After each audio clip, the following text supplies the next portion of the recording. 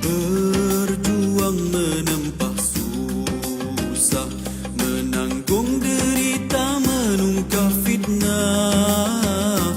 Itulah gelombang hidup samudera duka, seorang mujahid membela tauhid. Dipisah dia berkelana, dibelenggu dia uzlah menagih minah. Namun jiwa tetap marah memburu cinta, membara demi Allah dan Rasulnya. Berjuang tak pernah senang, ombak derita tiada henti.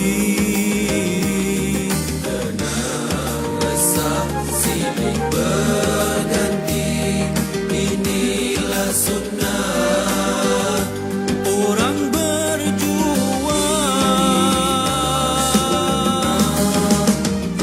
Malamnya bagai rahib merintis sayu, diiris dosa air mata.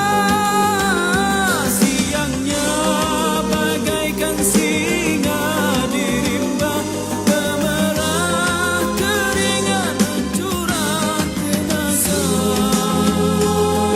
Sunnah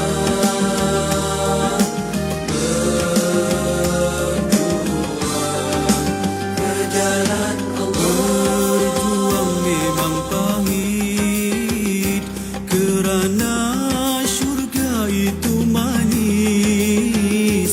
Bukan sedikit mahar yang perlu dibayar, bukan sedikit pedih yang ditagih. Berjuang artinya berkorban, rela terhina kerana kebenaran. Antara dua jadi pilihan, dunia yang fana atau syurga. Berjuang tak pernah senang, ombak derita tiada henti. Tenang resah silih berganti, inilah sunnah orang berjuang.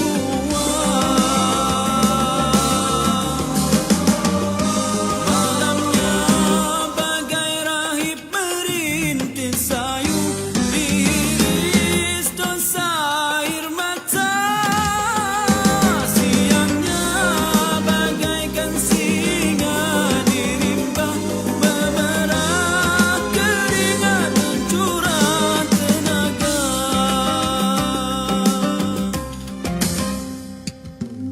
Berjuang artinya berkorban, rela terhina kerana kebenaran. Antara dua jadi pilihan, dunia yang fana atau syurga.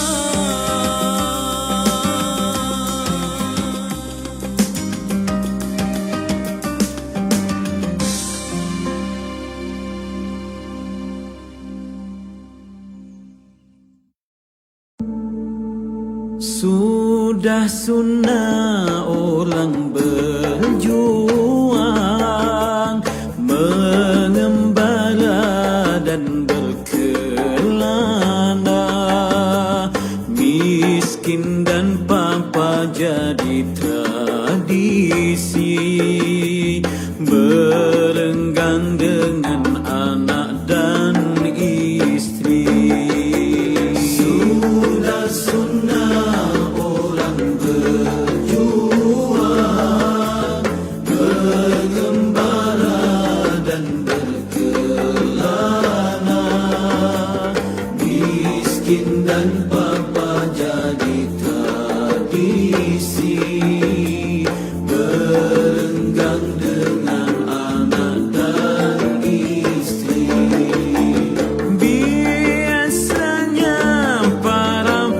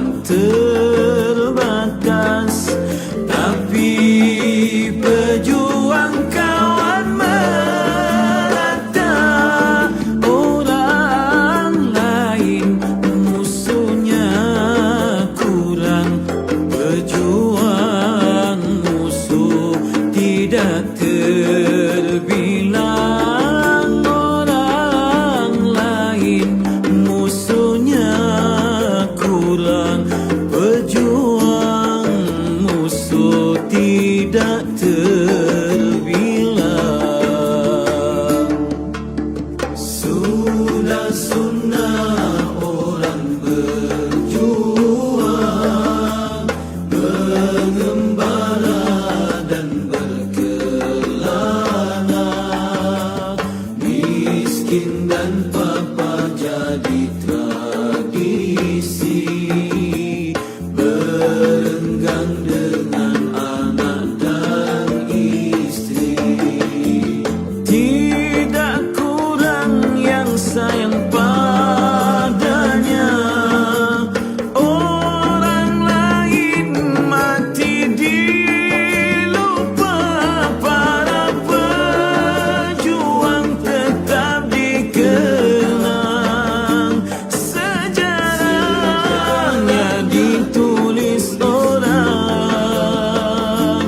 makamnya sentiasa diziarahi, perjuangan tetap diingati. Sudah sunnah orang berjuang, mengembara dan berkelana, miskin dan papa jadi tradisi, berenggang dengan anak dan istri. Sudah sunnah orang berjuang.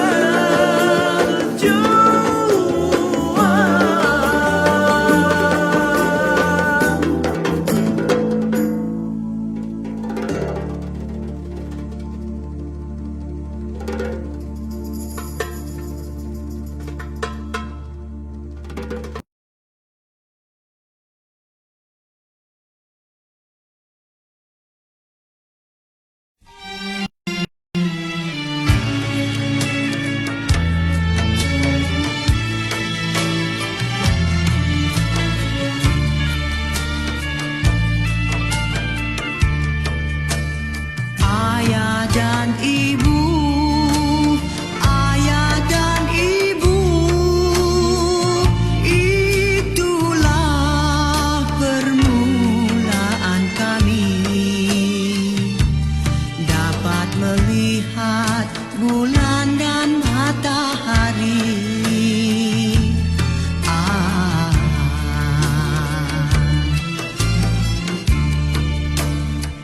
Ayah dan ibu, ayah dan ibu, itulah permulaan kami, dapat melihat bulan dan matahari.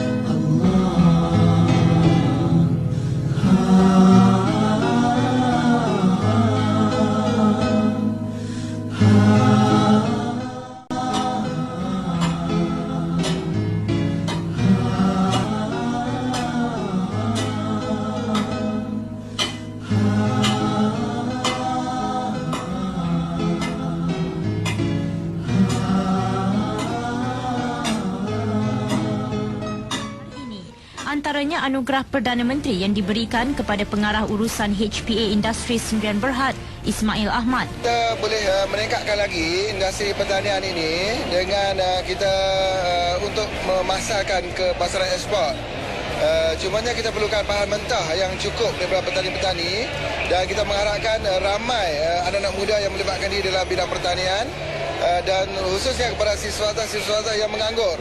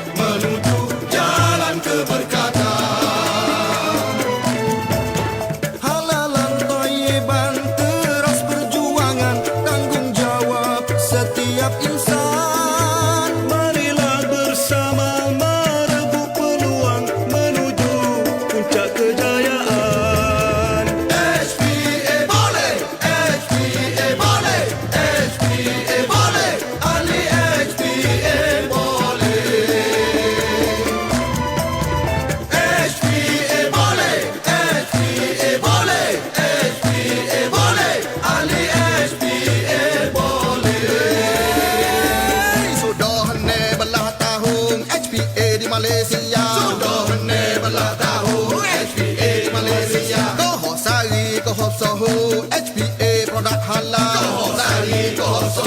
HPA produk halal. Hai bermula dengan herba untuk jaga kesihatan. Duk amal produk kita banyak dah berkesan.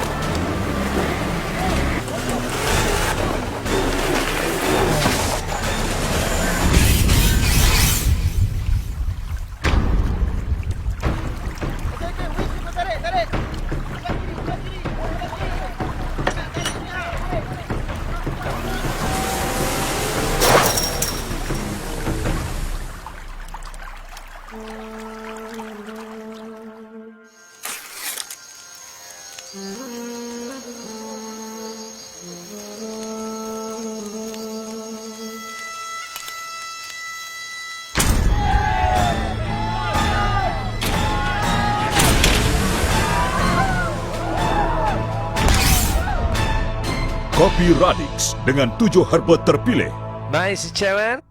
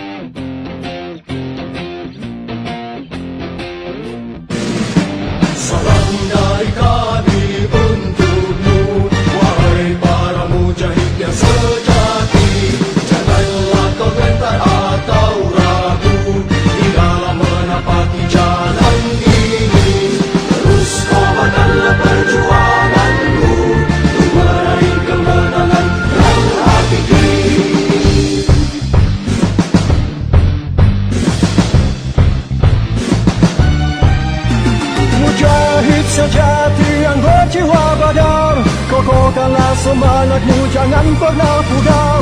Walau musuh Allah menghina dan memakar, mujahid sejati tetap tegar tiada gentar. Mujahid sejati yang berjiwa badan, kokohkanlah semangatmu, jangan pernah pudar. Walau musuh Allah menghina dan memakar, mujahid sejati tetap tegar tiada gentar. Salam dari kami untukmu, wahai para mujahid sejati.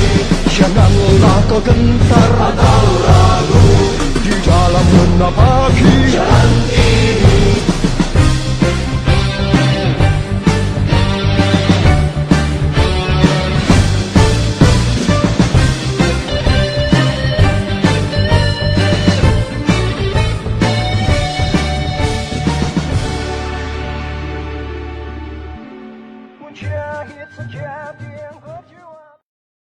علامي علامي علامي إلهي إلهي إلهي طب النبوي طب النبوي.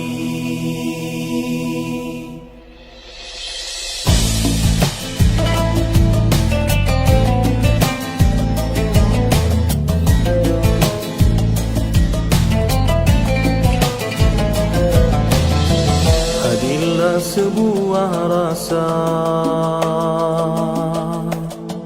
dari keinsafan dosa,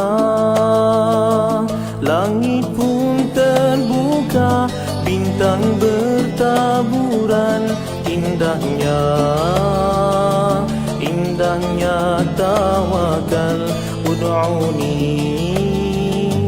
Ud'uni astajib lakum.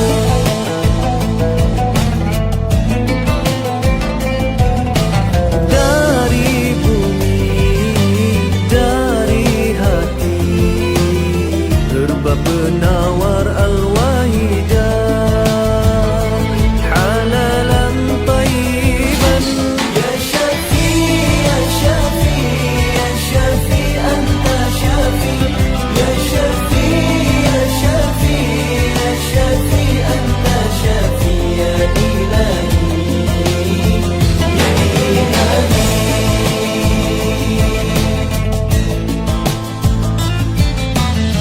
Meratalah doa di langit luas, penuh harapan hati yang ikhlas.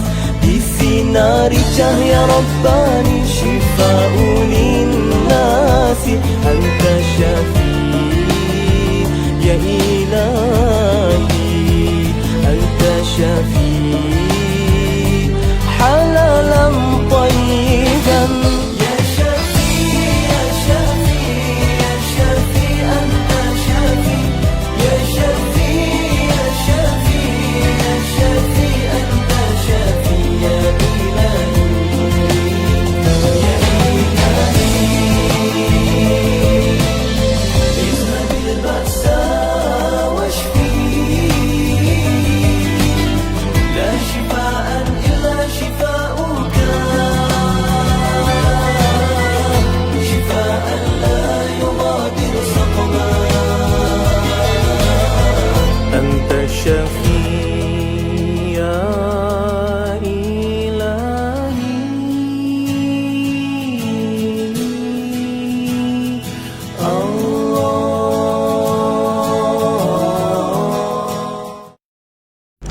Assalamualaikum warahmatullahi wabarakatuh. Alhamdulillahirabbil alamin wassalatu wassalamu ala asyrafil anbiya'i wal mursalin Sayyidina Muhammad wa ala alihi wa sahbihi ajmain. Alhamdulillah, apa khabar tuan-puan, bapa ibu di mana juga berada. Hari ini bersama lagi dengan Pak Haji.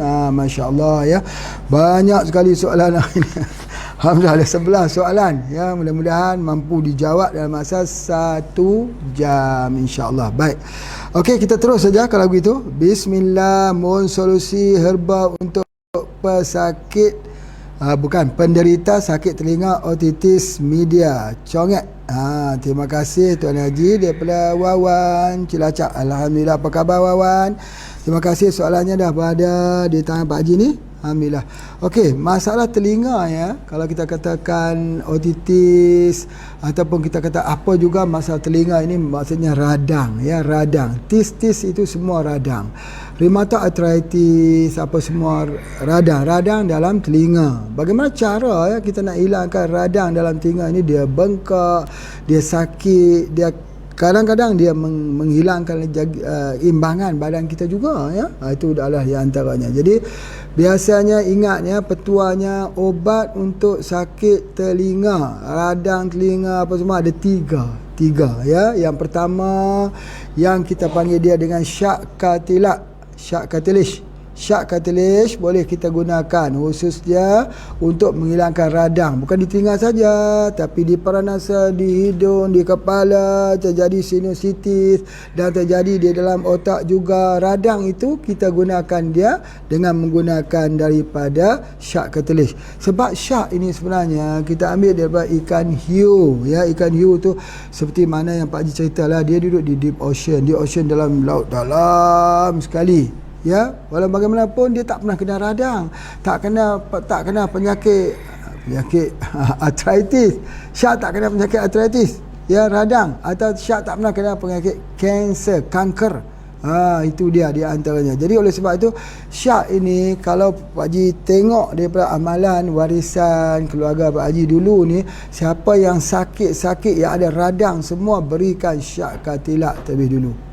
Itu yang pertama sekali. Dan yang kedua kita boleh gunakan ialah untuk telinga ini, iaitu gamat emas. Gamat emas digunakan juga, Masya Allah sangat berkesan untuk dalam telinga. Tetapi kena ingat satu saja, kadang-kadang ada setengah orang yang alergik dengan makanan laut, ini. Jadi orang ni kalau makan laut dia gatal lah. Ambil gamat pun kadang-kadang gatal. Jadi di situ kita harus perhati, kalau dia ambil gamat dia gatal, kita stopkan saja sebab dia alergi ya. Tu dia antaranya. Baik. Kemudian ada satu lagi yang kita gunakan untuk telinga, iaitu Cocinium Plus ya. Cocinium Plus iaitu satu herba yang kita gunakan untuk resdung. Resdung ni melibatkan mata, melibatkan telinga, melibatkan tekak, melibatkan rambut, juga jadi jerawat, jadi polip. Itu dia. ENT lah. Apa dia tu? Ear, telinga, nose dan throat ya. Jadi itu di antaranya. Jadi kalau begitu maka kita gunakan dia dengan Cocinium. Namun begitu ada satu lagi yang lebih baik yang ada dikeluarkan sekarang, iaitu gurah. Menggunakan gurah itu ada dikeluarkan di sini, namanya obat gurah untuk menghilangkan masalah telinga, polip di telinga, sinusitis, melibatkan sakit di bahagian kepala. Gurahnya kita ambil satu saset, lalu kita panaskan, kita rebuskan sampai keluar wap, ambil kain tutup, kita hirup hidu wapnya. Bahasa Indonesia panggil hirup wapnya. Gitu. Sampai dia berkeringat, muka kita ni rasa lega, rasa plong, rasa lepas, rasa dia keluar gurah. Lepas tu gurah itu keluar lendir putih panjang, keluar kadang-kadang 1 jam duk keluar lagi, kadang-kadang 1 hari duk keluar. Biarkan. Bila dia keluar itu badan kita rasa ringan ya. Pernafasan kita yang dulu tak rasa makanan itu sudah mula rasa balik ya. Sensitiviti terhadap bau itu dah mula terasa balik. Itu dia hikmahnya. Oksigen cukup, kepala kita jadi fresh, tidur kita lebih berkualiti. Kalau tidak, kepala kita ni bebannya Masya Allah, beratnya beban di dalam kepala kita ni. Kalau mau saja rasa macam nak pecah kepala itu, tiba-tiba keluar bersama gurah tu lendir keluar. Itu Masya Allah ajaib. Nanti guna ya. Baik, terima kasih. Kita bagi pada soalan yang kedua. Nak tanya sikit Tuan Haji, herba yang sangat sesuai untuk masalah psoriasis. Psoriasis, Masya Allah. Psoriasis ini ialah gabungan di antara 2 herba, iaitu kunyit putih, apa kita panggil apa, Zidoria ya, Zidoria plus lagi dengan apa, dengan SJ2 Namun begitu, kulit itu harus dioles dengan minyak zaitun atau dioles dengan minyak VCO atau dioles dengan guna minyak MPH atau minyak but-but. Dioles sebab kulit itu akan kering. Psoriasis ini kulit kering dan kulit itu dia jadi putih, dia jadi berkeruping, dia jadi berdebu. Jadi kita kena oles sentiasa dengan minyak zaitun atau minyak-minyak itu. Di samping ambil Zidoria atau kapsul kunyit putih. Ada ini, order saja dengan kita. Banyak ni. Dan juga SJ kapsul. Jadi gabungan di antara 3 ini, ubat sapu dan 2 ubat kapsul ni, insya-Allah untuk psoriasis, insya-Allah untuk penyakit kulit.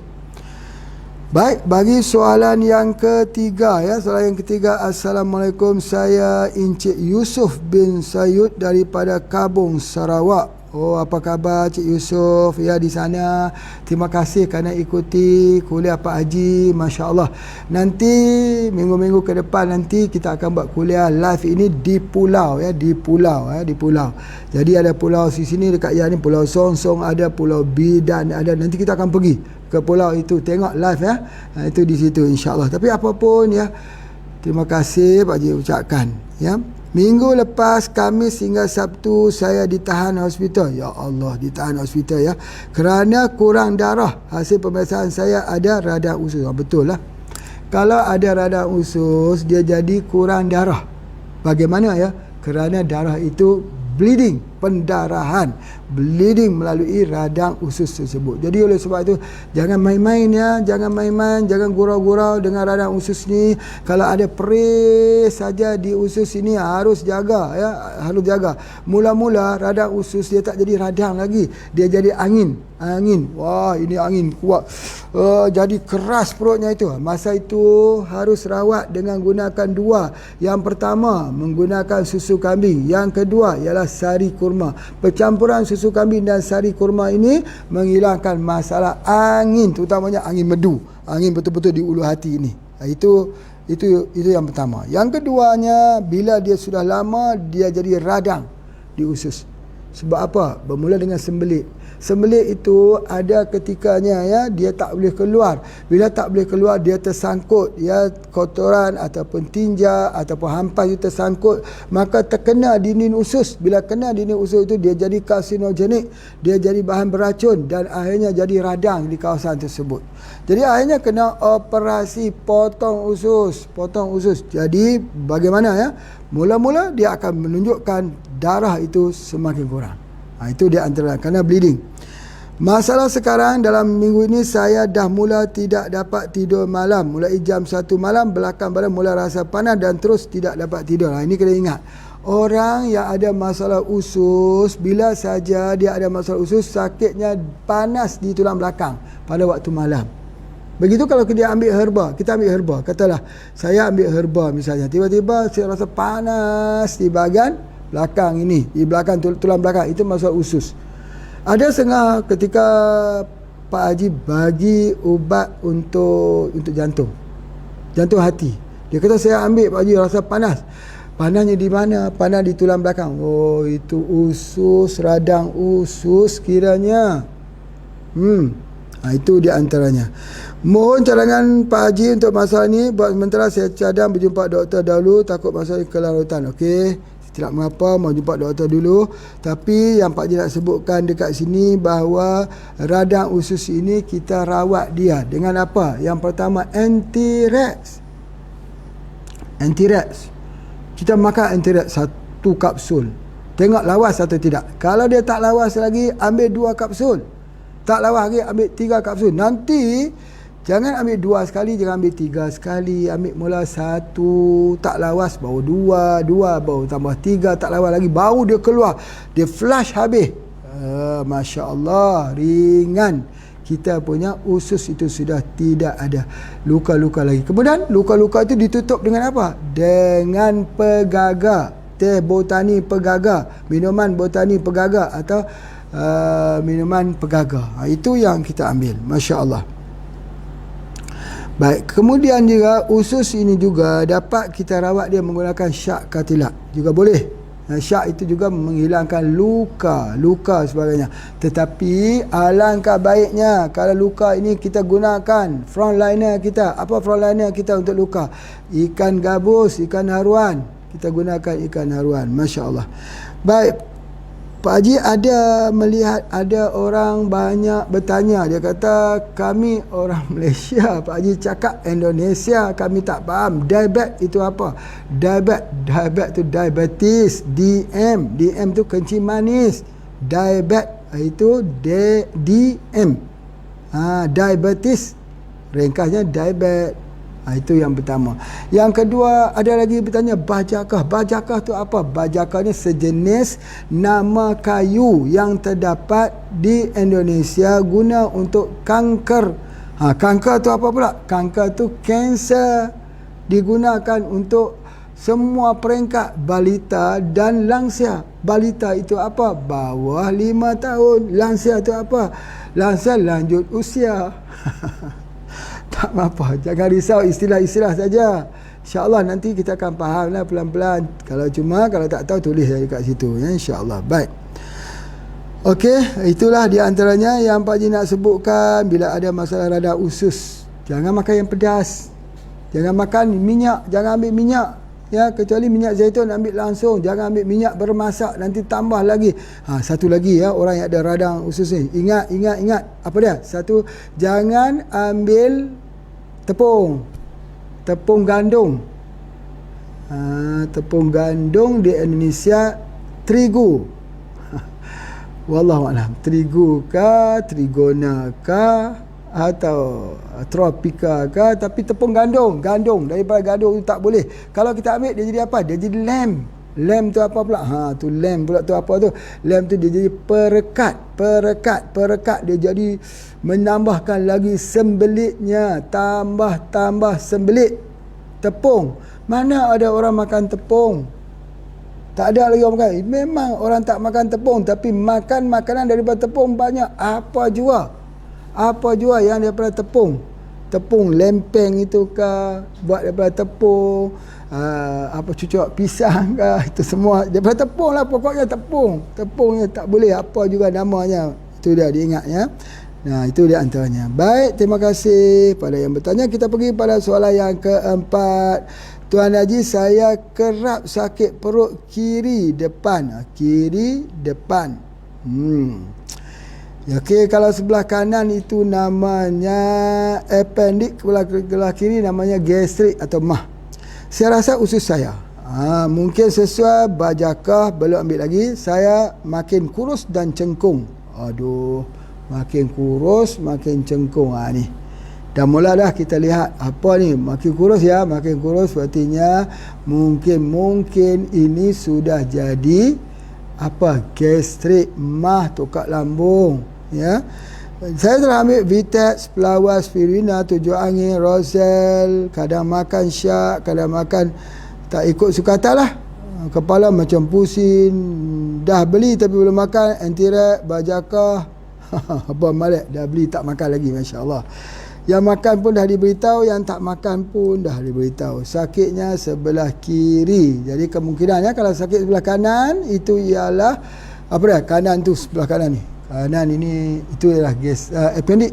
Sebab itu kalau kita tengok makanan, cara duduk Rasulullah SAW ketika makan, dia angkat kaki untuk menutup kakinya itu, ya, menutup appendix. Jadi orang yang makan cara Rasulullah ini tak kena appendix. Itu di antaranya. Kalau belah kiri itu namanya gastrik, luka di dalamnya. Jadi kalau sakit perut ni, kerap sakit perut, maksudnya luka. Cuba try test dulu, tengok. Cuba try test 3 kali Cuba satu test. Apa dia? Ketika sedang sakit, ambil air limau nipis, jeruk nipis. Limau nipis, bahasa Indonesia jeruk nipis. Ambil, potong, perah airnya, minum ketika sedang sakit tu. Kalaulah betul itu adalah merupakan gastrik, mah atau kak lambung, insya-Allah hilang sakitnya. InsyaAllah hilang sakitnya. Ini untuk kita nak buat pengecaman saja untuk menentukan jenis sakit apa. Jadi ketika hilang sakitnya, oh tahu kata dia sekarang sudah gastrik, sudah ada mas, sudah ada tukar lambung. Jadi mudah kita nak merawatnya. Jadi bila kita nak merawatnya, kita merawat dia menggunakan, yang pertama cara nak merawatnya mesti gunakan sesuatu iaitu frontliner kita, iaitu ikan gabus, probumin, albumin.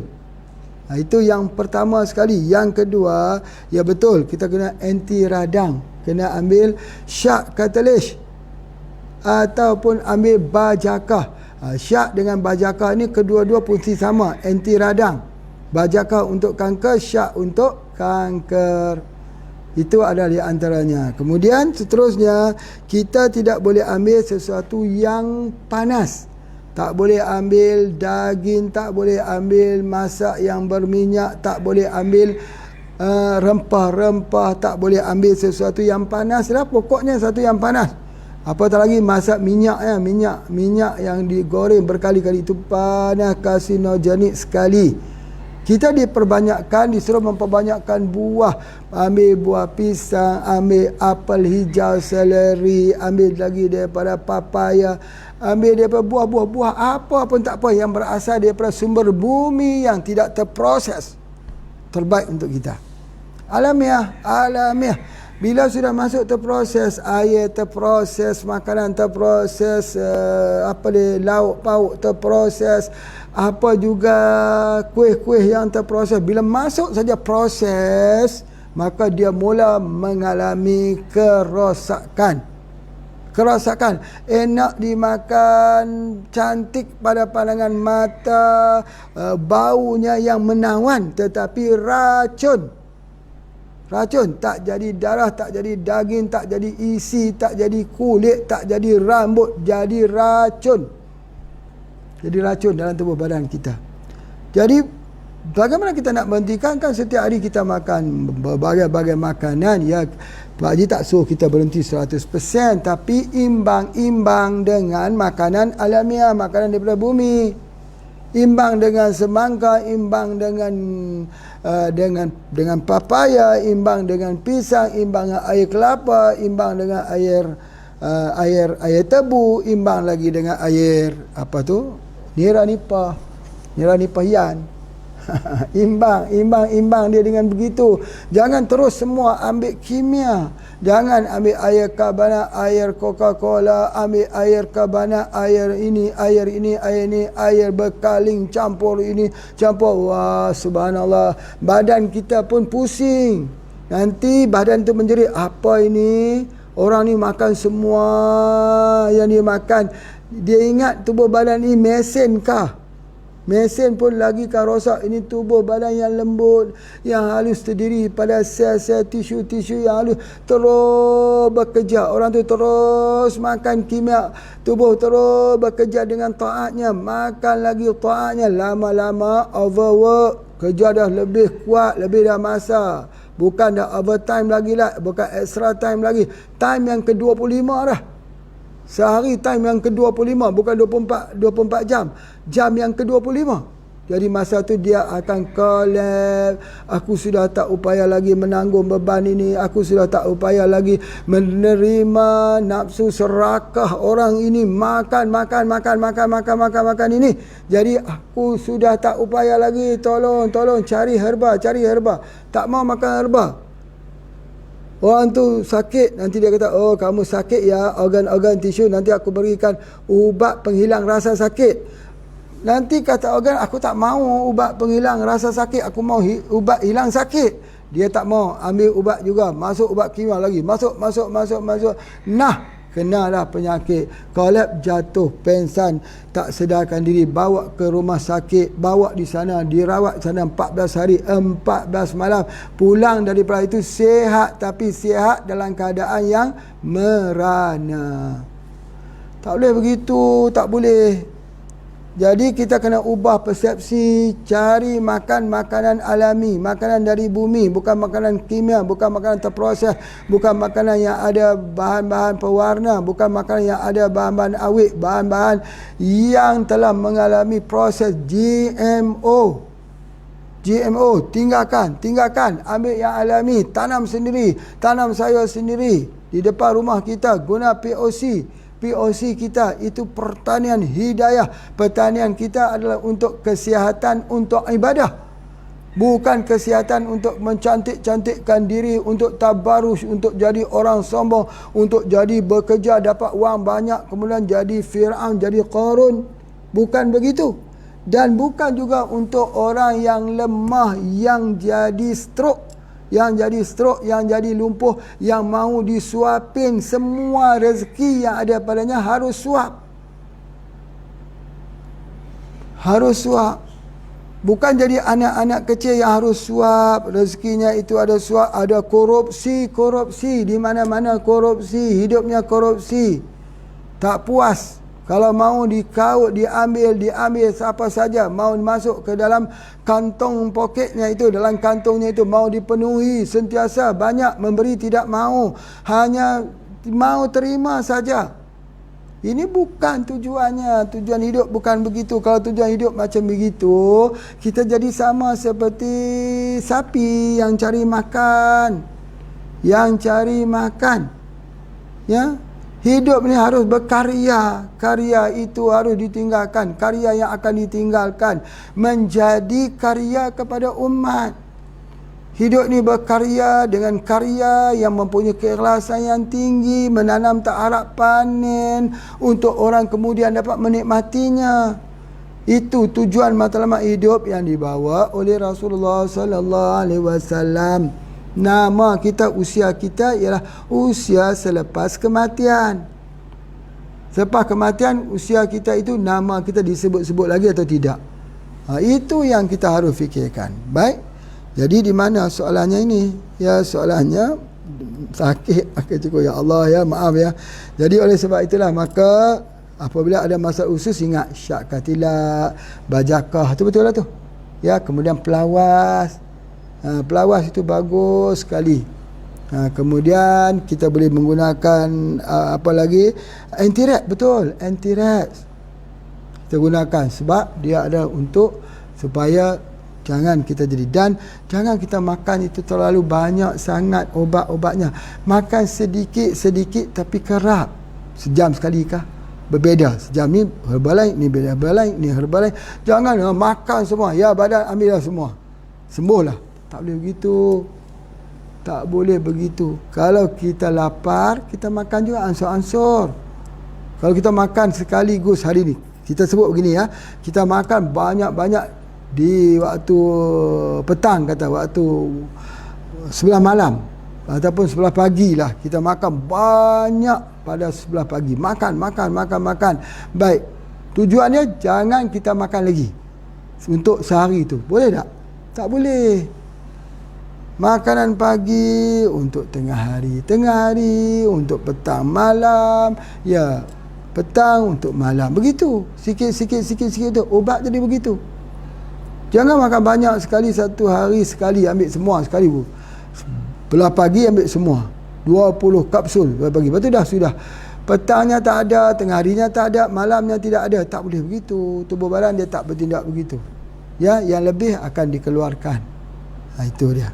Masya Allah. Baik, Pak Haji, pergi kepada soalan yang kelima. Assalamualaikum, saya Puan Rahana daripada Kuala Selangor. Nak bertanya, apakah herba yang sesuai untuk luka akibat kemalangan dan herba untuk wanita yang menopause?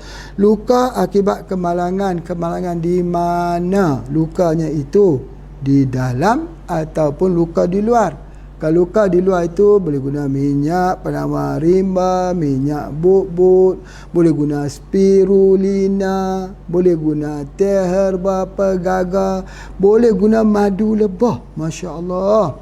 Kalau luka di tangan ni yang paling terbaik guna madu lebah. Ambil madu lebah itu ditempelkan di tempat yang luka. Dia tak tinggal parut. Ajab kan? Langsung tak tinggalkan parut. Bagaimana madu lebah ni digunakan sebagai ubat luka dalam peperangan. Bukan hanya ubat luka dalam peperangan kerana tidak ada infeksi, kuman, virus, bakteri dan patogen, tetapi tidak tinggalkan parut. Masya Allah. Madu lebah. Tapi kenapa madu lebah tak dijadikan sebagai ubat luka? Kenapa ya? Kenapa? Kerana ini diskriminasi ilmu, ini monopoli ilmu, ini adalah penghitaman ilmu. Kita perlu ada pemutihan ilmu semula, di mana ilmu pengobatan yang didapati dasarnya daripada Islam, daripada Al-Quran dan Sunnah Nabi SAW itu dibuang, dihilang, dimasuk dalam peti, dikunci, anak kuncinya itu dibuang ke laut saja, supaya ilmu ini tidak dapat dilihat oleh orang kemudian. Ini konspirasi apa? Konspirasi ilmu. Jadi sebab apa? Kalau manusia ni suka tengok madu lebah, suka minum madu lebah, mengakui madu lebah, berartinya mereka akan mengakui tentang ucapan Nabi SAW kalau ada penyembuhan adanya pada madu dan Al-Quran. Ya, jadi oleh sebab itu maka kita tengok bagaimana madu itu adalah merupakan salah satu dari pengobatan Islam. Tib Nabawi, guna madu, ambil madu. Jadi oleh sebab itu salah satu bahan yang kita ambil ialah madu. Itu di antaranya kemalangan. Tapi kalau luka di dalam bagaimana? Luka dalam kena guna HGH drug. Luka di dalam harus ada guna spirina, guna pegaga, boleh guna untuk luka di dalam. Dan kalau ada gegar luka di otak, ini harus guna minerals, million minerals plus MMP. Masya Allah, terima kasih ya bagi mereka yang membeli MMP ini. Masya Allah, ramai sekali yang membelinya. Pak Haji harap kongsilah testimoninya ini untuk teman-teman kita yang lain, kerana pengobatan ini semakin hari mencapai peningkatan yang paling tinggi sampai status ilmu pengobatan itu akan makin tinggi. Dan kita pula mengeluarkan herba-herba yang semakin hari makin bagus. Kita guna untuk diri kita sendiri saja. Kalau belum ada daripada izin daripada KKM, kita guna untuk diri kita sendiri saja. Untuk anak-anak kita ya, sebagainya. Jangan display, ni menjadi satu kesalahan. Pihak KKM minta kita supaya jangan overclaim ya. Jangan overclaim, jangan display, jangan begitu ya. Jual hanya ubat yang ada izin KKM saja. Yang lain tu guna untuk diri sendiri. Itu ada di antaranya. Baik. Okey, seterusnya herba untuk wanita yang menopause. Yang menopause ini ya betul kerana sudah kehilangan estrogen. Maka jadilah berkedut di sini, berkedut di muka, jatuh mukanya itu, rambutnya makin nipis, jadi putih rambutnya, jadi semakin tua. Bukan tua, jadi semakin lama. Tidak tua. Tua itu ada pada mata. Mata tak pernah nampak seseorang itu tua kalau sudah ada cinta. Jadi sebenarnya yang mana mengalahkan, wajah yang tua ataupun cinta? Cinta kalau dia sudah tidak dikalahkan lagi, maka dia tak pernah nampak seorang yang tua itu tua. Dia tak nampak. Dia nampak muda sentiasa. Masya Allah, itulah dia. Allah Ta'ala menciptakan pada mata manusia ini supaya membolehkan barang-barang yang banyak dijual di pasar-pasar itu dibeli orang. Kalau mata manusia ini sama saja, kata orang tua-tua, tidak habislah kain di pasar. Kalau mata manusia itu sama, cantik bagi pandangan orang ini, tak cantik pada pandangan orang lain. Tak cantik pada pandangan orang lain, cantik pada dirinya. Jadi oleh sebab itulah maka wanita yang menopause tetap cantik-cantik.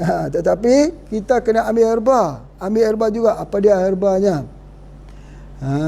Herbanya boleh kita ambil. Yang pertama kita ambil Puraria. Puraria kapsul Puraria.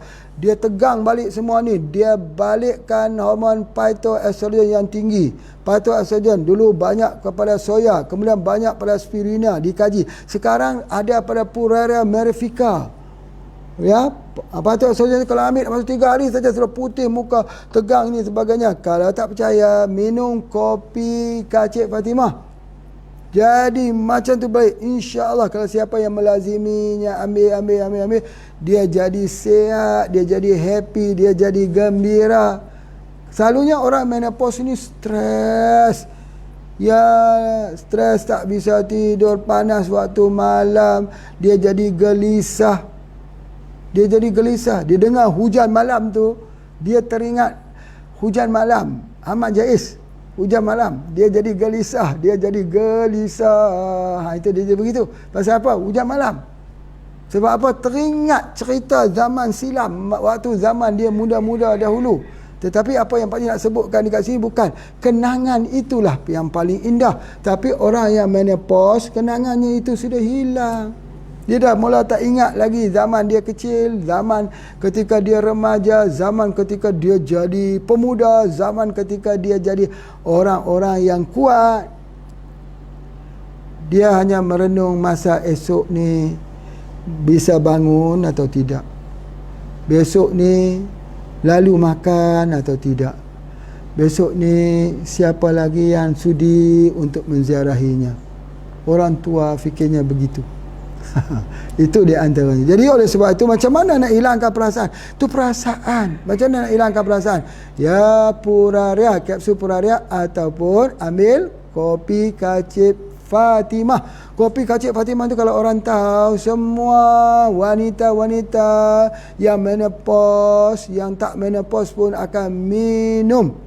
Khususnya pada wanita-wanita yang umur 40-an lah, menggantikan hormon replacement terapi. Kalau di barat ada HRT. Ni sampai dah tersedak-sedak ni. HRT itu apa dia? Hormon replacement terapi.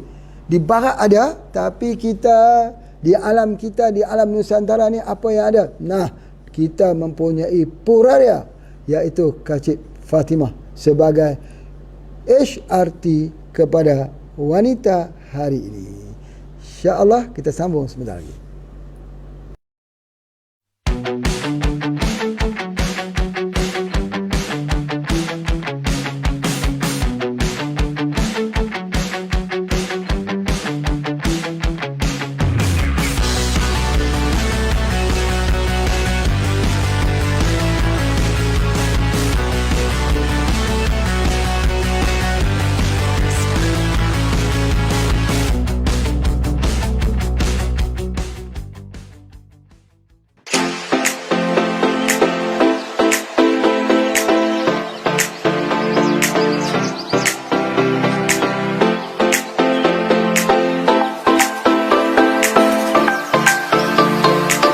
Assalamualaikum warahmatullahi wabarakatuh.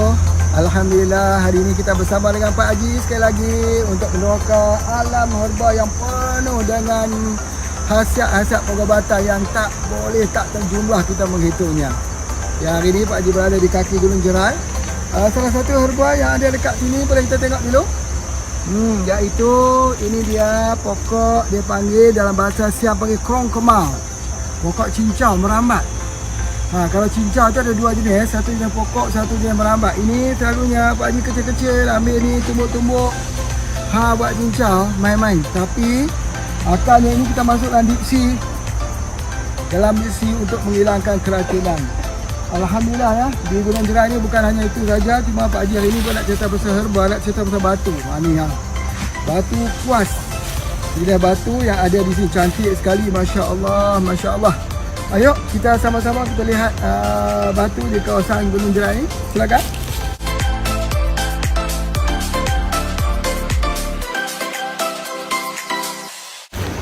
Ya, bagi menceritakan tentang batu dan kelebihan ini sudah tentu kita tanya pada ahlinya.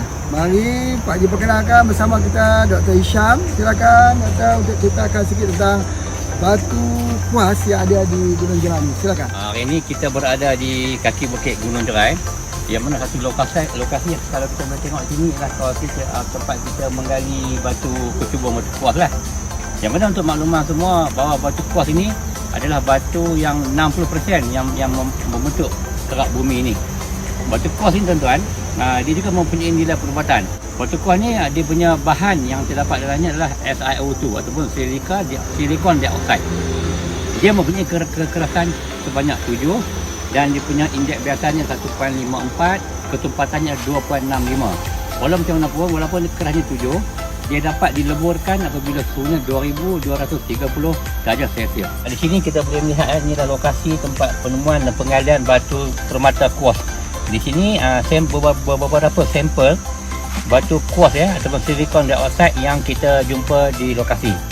Untuk melaman semua, kawasan Gunung Jerai ini adalah satu kawasan yang dah diwartakan sebagai kawasan Jerai Geopark, di antara yang terdapat dalam Malaysia ni lah. Dan dari segi nilai perubatan dia, batu kecubung ataupun kuas ini, dia baik untuk menghadapi orang yang menghadapi masalah insomnia, gangguan tidur, dan kaedah memegangnya ataupun dengan meletak di bahagian dahi kerana dia bersifat sejuk.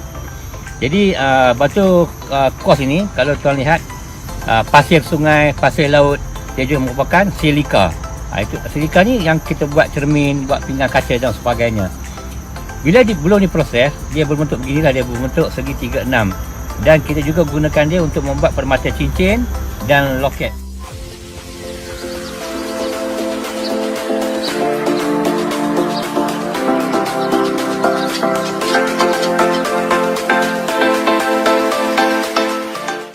Allahu ya Allahu ya Allah ya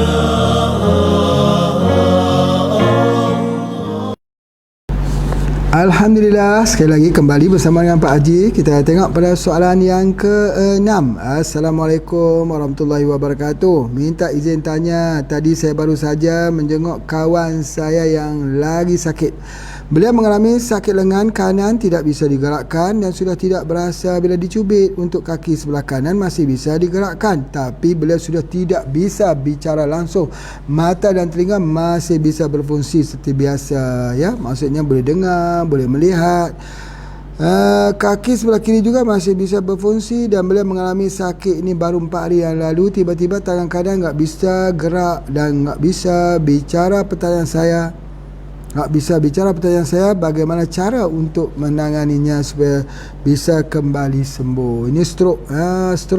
Stroke ini ada 3 simpulan. Simpulan di atas kepala, simpulan yang ada di lengannya dan simpulan yang ada di kakinya. Jadi ada 3 simpulan. Jadi kita lepaskan dulu simpulan yang di kepalanya, iaitu dengan kita semprot dengan ST spray, stroke spray. Kalau tak ada itu, guna daun bunga Cina. Kalau tak ada itu, guna daun bunga raya.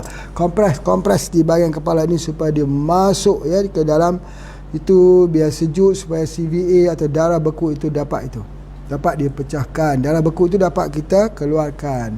Atau bisa juga gunakan daripada minyak bubut juga kita gunakan. InsyaAllah itu yang pertama. Yang kedua ialah kita kena lepaskan, ya, kita kena lepaskan ikatan di bahagian lengan ini. Ikatan di lengan ini iaitu kita ambil wave, titikkan wave. Kemudian ikatan di kakinya kita guna SGH. Jadi ada 3 yang semprot SGH, semprot itu, dan juga wave dekat bahagian mata. Kita lakukan itu cepat, setiap hari. Kalau boleh setiap jam sekali lakukan, sampai dia boleh gerak, sampai dia boleh hilang, sampai dia boleh semula berfungsi. Cepat, ya, cepat. Jangan biar makin lama kita tak lawak, semakin sukar. Kalau sudah 4 tahun lagi sukar, kalau 5 tahun lagi sukar pada 4 tahun. Tapi walau macam mana pun kita cuba, ya, coba. Jadi ada 3. Ingat Pak Haji kata ST spray, yang kedua kita gunakan SGH, yang ketiga kita gunakan wave. Bismillah, kita gunakan dengan cara begitu, untuk kembalikan semula pergerakannya ini. Jadi di samping itu, jangan lupa kita gunakan ikan gabus, kapsul haruan, ya, untuk dapatkan front liner, ya. Front liner itu jangan lupa. Itu di antaranya, insya-Allah. Baik. Kita lihat pada soalan yang ke-7. Soalan yang ke-7, maaf tuan, penangan biji mata hitam pecah. Kejadian sudah 3 tahun. Sekarang mata ditutup dengan lead band. Dah ditutup lah mata sebab biji mata hitam tu pecah. Memang betul lah, kalau biji mata hitam tu pecah, jadi berarti cahaya sudah tak boleh masuk lagi. Ya, jadi kalau dia tak boleh masuk lagi, macam mana nak melihat? Kita sudah tak boleh lagi, dia biasan cahaya. Mata ni boleh melihat, bila cahaya masuk melalui kita punya kanta mata itu, baru dia masuk, dia terjemahkan di dalam otak. Jadi kalau dia dah tak boleh masuk, buka tutup itu, mata hitam itu rosak, memang tak boleh. Tak boleh. Maaf. Ini sudah dikatakan bahawa dia sudah mengalami kerosakan. Tapi kalau mata itu dia nak jadi buta, jadi yang hitam tu jadi putih. Yang hitam, bagi mata hitam akan jadi putih, lama-lama boleh jadi buta. Kalau tahap itu, insya-Allah kita ada view spray. Ada satu produk baru Pak Haji keluar, view spray, kita spray di bawah lidah dalam tempoh 1 bulan. Mata itu tak perlu pakai kacamata, mata yang sudah ada rabun, itu boleh guna, silau boleh guna dalam masa 1 bulan, insya-Allah. Jadi semakin cepat lah, makin cepat. Untuk ubat mata ni dulu kita guna tokakak, kita guna blueberry, kita guna apa, kali ni dah sudah spray saja di dalam lidah untuk mata itu melihat. Masya Allah ya. Baik, kemudian inilah yang Pak Haji sebutkan bahawa mata ini penting ya, penting sekali. Jadi oleh sebab itu maka jangan lupa ambil spirina, ambil yang hijau-hijau. Mata tu hijau, dia sesuai dengan warna hijau. Spirina, ambil moringa, sering makan sayur-sayuran yang berwarna hijau, nanti akan nampaklah pandangannya cantik, nampak jelas warna-warninya, tidak ada silau. Kalau bawa mobil di tengah malam ada air lah, kalau nampak berbintang-bintang tu silau. Alhamdulillah lah. Jadi bila kita amalkan nanti hilang itu semua. Begitu juga kacamata itu lama-lama nipis sebagainya. Dan selain daripada kita gunakan daripada view spray ini, kita pun juga boleh gunakan daripada SGH. SGH itu juga bagus untuk mata. Kolagen bagus untuk mata. Tapi bagus dalam tanda kutip, Pak Haji sebut begini, tak bolehlah hilang makanan ni, hilang besok. Tak boleh begitu. Dia kena rutin amal apapun, istiqamah, jangan berhenti, jangan hanya ambil waktu-waktu tertentu kemudian tinggal waktu-waktu tertentu, tak boleh begitu. Itulah yang Pak nak masukkan. Jadi insya-Allah. Baik, pergi kepada soalan yang ke-8. Assalamualaikum Tuan Haji, suami saya sakit herpes, semakin hari bertambah, minta solusinya. Masya-Allah. Herpes ini kalau pernah siapa belajar dengan Pak Haji, obatnya ialah talas atau keladi, pokok keladi liar itu yang berwarna hijau, ada dalam longkang tu. Ada di dalam longkang, ada dalam parit. Pokok keladi. Keladi itu yang batangnya hijau, kalau kita potong keluarkan getah dia, getah itu gatal kalau kita kena itu. Getah itulah untuk herpes. Ramai orang yang tak berani. Tapi kalau dia berani sedikit, dia ambil getah tu, dia olah di tempat herpes, insya-Allah 3 hari saja sudah kering dengan izin Allah. Ini katakan ilmu, inilah dikatakan obat. Ya, obat yang terbaik untuk herpes ialah getah daripada keladi. Masya-Allah, mengalahkan semua ubat-ubat kimia lah. Cuba tengok ubat kimia kalau herpes, bagi krim dan sebagainya, obat makan sebagainya, tapi bila dia sembuh 1-2 bulan dia sembuh, sakitnya bertahun. Tetapi kalau guna daripada getah daripada pokok keladi liar yang warna hijau itu, yang gatal itu, masya-Allah 3 hari saja dengan insya-Allah kering. Baik, ada tak herbal lain? Kalau ada herbal lain, anti-rex lah. Anti-rex kita gunakan. Ambil anti-rex. Kalau anti-rex itu adalah antibakteria untuk herpes, bagus sekali. Ambil bersama SJ2. 3-3-3. 3-3, ambil terus sampai sembuh dengan izin Allah. Jangan makan makanan yang ada minyak. Jangan. Nanti makin bertambah gatal. Jangan ambil makanan seafood ya, bertambah gatal dan sebagainya. InsyaAllah anti-rex saja dengan izin Allah. Kalau anti-rex itu masuk ke dalam air kelapa lagi bagus. Sebab ini adalah penyakit herpes ya, bakteri ya, kita hilangkan dengan air kelapa. Masya-Allah. Kalau selain daripada itu, apakah bajakah boleh gunakan? Ya, bajakah juga boleh gunakan. Sangat bagus, insya-Allah. Baik, Pak Haji pergi kepada soalan yang ketiga, yang terakhir, tiga terakhir pada hari ini. Bismillah, Pak Haji mohon arahan. Ada pesakit awalnya sakit gula diabetes. DM kencing manis, terus merembes ke jantung, sekarang merembes ke ginjal, keluhan kakinya bengkak, sulit kencing, kadang sesak nafas, sudah komplikasi dan cuci darah. Herba terbaik bisa kita bagi apa, Pak Haji? Mohon arahannya. Masya Allah, ini yang Pak Haji sebutnya, bahawa satu penyakit itu daripada mula-mulanya sakit DM, pergi ke jantung, jantung pergi ke ginjal, ginjal terpaksa cuci ginjal pula. Masya Allah, hanya sempurna lah sakitnya itu, cuci ginjal, DM. Tapi bila dah mula cuci ginjal tu, insya Allah gulanya mula stabil. Tetapi apa yang Pak Haji nak sebutkan begini, begitulah. Jadi seperti api, kecil jadi kawan, bila besar jadi lawan. Bila kita mula mengambil ubat-ubatan kimia, dia tidak menyembuhkan. Harus fikir, ya, harus fikir. Ada second opinion, pandangan yang kedua. Yang nak makan ubat hospital mesti ada complementary, mesti ada herbanya. Ambil herbanya untuk mempertahan, jangan sampai jadi rosak begini. Kaki itu bengkak, air tak keluar, air banyak dalam badan, airnya jantung itu dia tenggelam air, sama seperti orang lemas, nafasnya tak boleh, sebagainya, sesak sekali. Tidur harus tidur sambil duduk begitu, tidur duduk begitu, harus kemudian cuci darah. Ya Allah, ya Allah. Makin hari makin ringan atau makin berat? Makin berat, Pak. Berat. Itu pun ada orang yang pegang, kita jangan tinggal ubat ni, kalau kita tinggal lagi parah sebagainya. Masya Allah, Masya Allah. Betul lah segi pandangan satu pihak, tapi kalau pihak yang lain, kalau sekarang ni semakin kurang ataupun semakin bertambah, jawab dengan tulus. Makin bertambah, makin berat. Jadi kalau kita makan makin berat, makin berat, makin berat, orang ambil ubat untuk apa? Untuk ringan, makin ringan, makin ringan, makin ringan. Tapi kalau makan makin hari makin berat, itu obat ataupun itu penyakit atau racun. Jadi itu harus kita bedah kembali. Bukan bedah rumah, bedah ni pemikiran, cara berfikir, kreatif. Bukan kreatif sampai menghancurkan kita, tidak. Yang kita nak ambil ni ialah herba-herba yang sudah terbukti zaman berzaman itu digunakan untuk perawatan. Jadi kalau begini ni apa yang kita ambil? Ingat Pak Haji sebutkan asas dulu,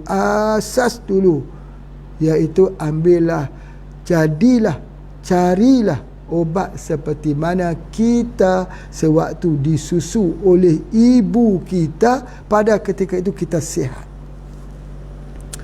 Ibu kita menyusu, dengan susunya itu maka anak itu pun tertidur jadi sihat. Bila bermulanya sakit, bila sudah tidak menyusu lagi, makan makanan luar, maka bermulalah tarikh penyakit dalam hidupnya. Sewaktu susu ibu, alhamdulillah sihat. Mula-mula saja lahir itu jadi ada penyakit kuning. Kemudian dia sihat, alhamdulillah anak kuning sihat. Bila masuk saja percampuran dengan yang lain, dengan kimia yang lain, semualah kimia yang masukkan, kecuali susu ibu, maka dia bermula sakit. Jadi kalaulah begini, mula sudah sakit ginjalnya, bengkaknya, jantungnya yang terendam dengan airnya, DM-nya. Jadi bagaimana? Maka jawapan bagaimana itu back to asal kita, back to bayi kita. Apa dia? Susu ibu. Nak cari mana susu ibu? Ibu kita sudah meninggal. Nak cari mana? Jadinya cari apa yang ada dalam susu ibu, iaitu lauric acid ni, VCO itu Allah tak tinggalkan kita bersendirian. Walaupun ibu kita sudah meninggal, tapi Allah tinggalkan lagi ada lauric acid yang ada seperti di dalam susu ibu itu untuk perubatan kalau kita sakit. Pernah tak kita dengar cerita stem cell? Stem cell. Ini stem cell panjang cerita ni. Banyak orang yang dia kata betul tak betul. Kalau anak itu lahir nanti tali pusarnya itu jangan dibuang. Sekarang ada simpan, ada hospital menyimpan, dipanggil bank tali pusar. Ketika orang tu sakit, besok macam-macam beginilah. Contohnya, maka diambil semula stem cell daripada tali pusar tersebut, dibuat obat untuk menjadi penawarnya. Stem cell. Kita taklah simpan tali pusar, kita tak simpan bank tali pusar, tetapi kita cari hikmah. Apa yang ada di dalam tali pusar? Apa yang ada dalam susu ibu? Dia adalah lauric acid. Apa itu lauric acid? Ada di dalam buah kelapa. Wah, subhanallah. Menitis air mata kita bila kita kenangkan sifat Allah Ar-Rahman Ar-Rahim. Allah tak tinggalkan kita ketika kita sakit. Allah tinggalkan obatnya di dalam mana? Di dalam buah kelapa. Maka kita proses ubat itu jangan sampai rosak, jangan sampai dimasak oleh api, jangan sentuh dengan pemrosesan. Maka keluarlah namanya minyak VCO virgin coconut oil. Jadi kita minum minyak virgin coconut oil ni VCO plus dengan apa? Plus dengan haruan albumin. Kapsul ikan gabus. Plus kan ni. Ini basic. Ambil selama 3 bulan. Istiqamah setiap pagi, setiap petang, setiap malam. Pagi, petang, malam. Pagi, petang, malam. 1 senduk. Atau 2 senduk pada waktu pagi, 1 senduk pada waktu sore, 2 senduk pada waktu malam, 5 senduk satu hari. Kerana darah manusia ni ada 5.5 liter. Kita ambil terus ikan gabus 3 pagi, 3 petang, 3 malam, 3 pagi, 3 petang, 3 malam, 3 pagi, 3 petang, 3 malam. Kita back to kepada pengobatan bayi, anak-anak kecil. Sehat itulah resepnya. Resepnya albumin dan lauric acid. Bila bergabung di antara albumin dan lauric acid, DM bagus. Orang kena gagal ginjal bagus. Kalau belum lagi cuci, insya-Allah tak perlu cuci. Dan orang ada masalah jantung bagus. Baik. Jadi oleh sebab itu maka kita gunakan ini. InsyaAllah ambil selama 3 bulan dengan insyaAllah lihat perubahan daripada satu hari ke satu hari menjadi semakin baik. Itu nama obat. Bukannya semakin hari semakin parah. Mula-mula DM kemudian ginjal pergi ke jantung pergi hipertensi. Akhirnya sempurna sihatkah? Bukan, sempurna sakit. Jadi oleh sebab itu bukan nama obat. Obat makin ringan, makin mudah, makin cepat sembuh, makin gembira, makin banyak senyum, makin banyak happy. Itu dia antaranya. Masya Allah. Baik, itu dia di antaranya. Kita pergi pada soalan yang ke-10. Soalan yang ke-10 apa ya? Assalamualaikum Tuan Haji, saya nak tanya Tuan Haji, Tuan Haji ada cakap asam gelugur. Mana Pak Haji tak sebut asam gelugur, asam selim. Asam gelugur di tempat lain, asam selim hanya ada di Yan saja. Kalau di tempat lain namanya asam gelugur, dia asam selim. Baik untuk pecahkan lemak, betul. Pertanyaan saya, kalau orang ada masalah gastrik yang teruk, boleh tak guna asam gelugur dan macam mana caranya? Pak Haji tak mau cakap tentang asam gelugur, Pak Haji nak cakap pasal asam selim. Asam selim ni asam selim daripada Yan. Masya Allah. Asam gelugur tu asam selim lah, tapi ambil yang warna yang elok-elok, yang bersih, yang cantik-cantik, yang elok, yang terproses elok, insya-Allah. Baik. Kalau ada gastrik macam mana? Kan ini asam gastrik. Gastrik pun tidak ada masalah. Jadi macam mana kita nak minum? Masuk sikit gula brown sugar. Bila air asam bercampur dengan gula brown sugar, dia sudah tak jadi gastrik lagi. InsyaAllah minum. Ataupun ambil selepas makan baru kita minum. Tidak mengapa, ambil lepas makan terus kita minum. Nanti kesannya hari yang kedua, hari yang ketiga baru tinggal jadi tak mau nak makan. Ya, dia jadi hilang selera. Hilang selera itu kan bahaya Pak Haji. Bukan. Hilang selera itu kerana selera itu dikembalikan ke tempat asalnya. Kerana asalnya dia bukan makan begitu lahap. Bukan. Makan. Habis tambah. Itu bukan dia. Itu kerana sistem kawalan selera itu tidak terkawal. Kalau tengok yang lemak, yang minyak, yang bergula-gula, itu suka sekali dia. Tapi selepas ini dia sudah tak mau. Sebab apa? Sebab ni acetyl-CoA, acetyl-coenzyme. Coenzyme A ni, CoA ni, dia menyebabkan kita, dia bagi isyarat kenyang. Jangan makan, kenyang. Makan sikit dia, kenyang. Dia gitu. Lama-lama dia jadi slim lah. Yang kedua, lemak. Fatty liver itu yang membalut hati itu, dia akan jadi hilang. Akhirnya dia dapat berfungsi semula. Liver itu dapat berfungsi semula untuk membakar lemak, insya-Allah. Baik, soalan yang terakhir. Saya Asmuni daripada Sikawang, Kalimantan Barat. Ya, apa khabar Asmuni? Apa khabar hari ini? Alhamdulillah, insya-Allah. Bagaimana di sana, ada hujan atau tidak? Ya, di sini di tempat Pak Haji ni hujan. Malam hujan, siang hujan. Alhamdulillah. Tidak jadi masalah, malah gembira saja. Sebab apa? Sebab semalam ketika Pak Haji bagikan pupuk dekat pohon-pohon, tiba-tiba hujan datang. Allah, Alhamdulillah, syukur. Sebab apa? Pupuk itu akan mula menghancur, terurai, akan diambil oleh akar-akar, pohon akan jadi hijau kembali. Subhanallah. Baik, Assalamualaikum warahmatullahi wabarakatuh. Jadi seorang wanita umur 18 tahun kena penyakit penyakit von Willebrand. Selalu terjadi pendarahan tidak berhenti, keluar darah pada hidung, mimisan, kadang-kadang darah keluar dari telinga, haid tidak berhenti, selalunya transfusi darah sampai 15 kantung.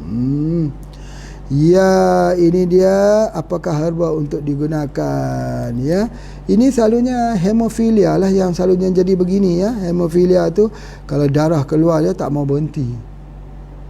Hemofilia ni. Tetapi ini satu penyakit juga, dia tak berhenti, mimisan dia, darah keluar pada telinga. Wah, ini menakutkan, ya. Haid juga tak berhenti, selalu transfusi darah sampai 15 kantung. Mohon saranannya. Okey, baik.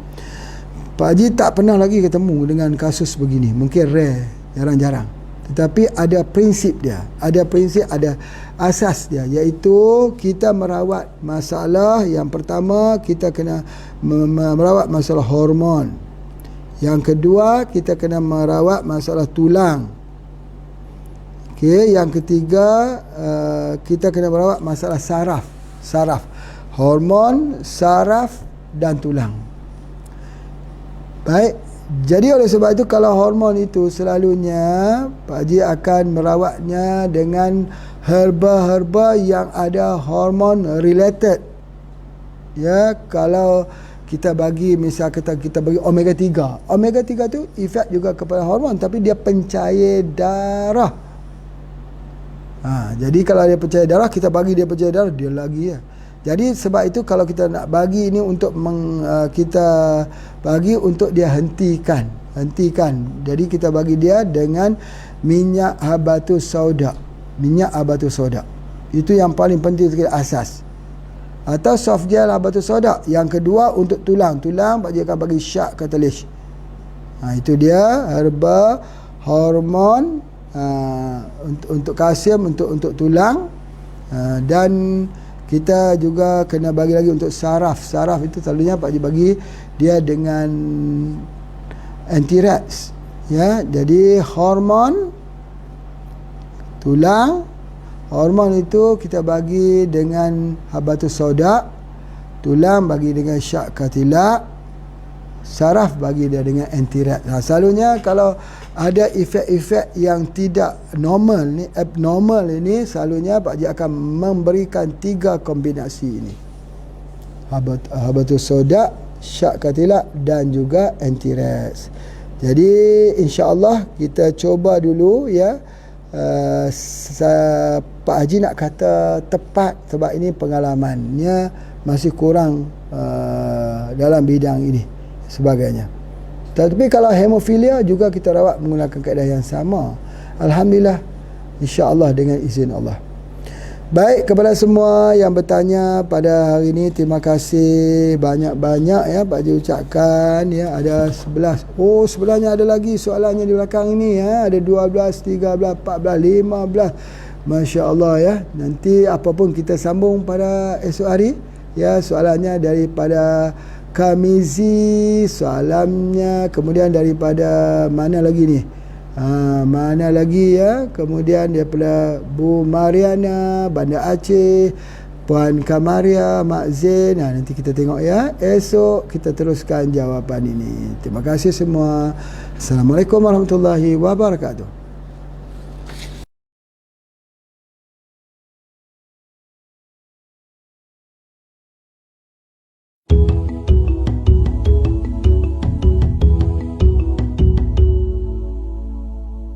Petani manusia yang berjasa kepada negara dan bangsa, memberi makan rakyat jelata, kemakmuran rakyat di tangan mereka. Petani manusia yang berjasa kepada negara dan bangsa, memberi makan rakyat jelata, kemakmuran rakyat di tangan mereka. Jasa petani mesti dikenang, penat lelah mereka membanting tulang, kehidupan mereka wajib dijaga. Begitulah kehendak agama kita, begitulah kehendak agama kita. Petani manusia yang berjasa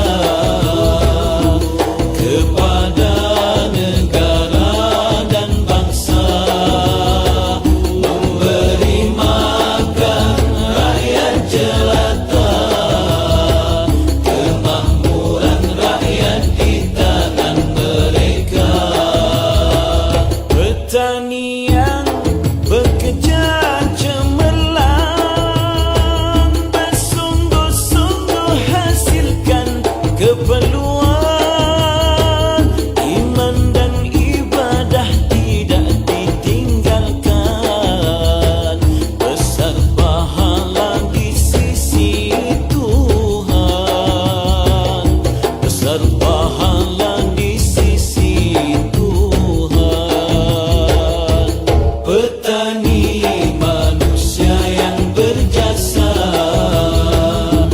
kepada negara dan bangsa, memberi makan rakyat jelata, kemakmuran rakyat di tangan mereka. Petani yang beriman sambil bekerja mengingati Allah, auratnya ditutup semasa bekerja, hasil yang banyak dizakatnya. Itulah petani yang bersyukur namanya. Petani